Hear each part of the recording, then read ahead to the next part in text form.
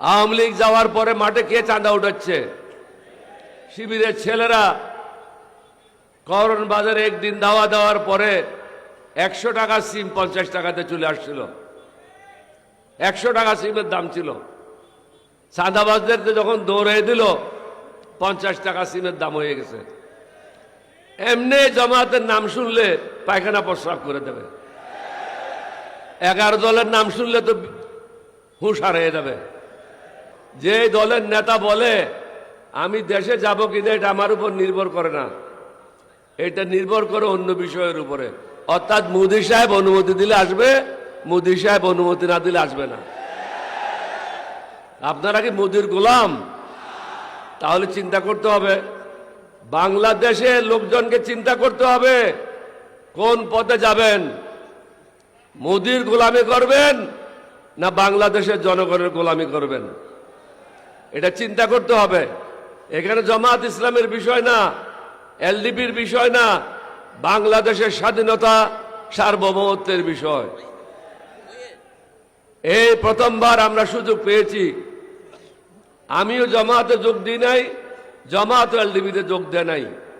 আমরা কয়েকটা দেশপ্রেমিক দল, জাতীয়তাবাদী শক্তি একত্র হয়েছি কতগুলি কর্মসূচি হাতে নিয়ে। এই কর্মসূচিগুলি কি? এই কর্মসূচি হচ্ছে আমরা ন্যায় শাসন প্রতিষ্ঠা করব, সুশাসন প্রতিষ্ঠা করব, টেন্ডারবাজি বন্ধ করব, দুর্নীতি বন্ধ করব, ঋণ খেলাপিদের জেলে আবদ্ধ করে তাদের থেকে ঋণগুলি পরিশোধ করার ব্যবস্থা করব। যেটা সৌদি আরবে করেছিল, সবাইকে হোটেলে আবদ্ধ করে তাদের কাছ থেকে টাকাগুলি উদ্ধার করেছিল।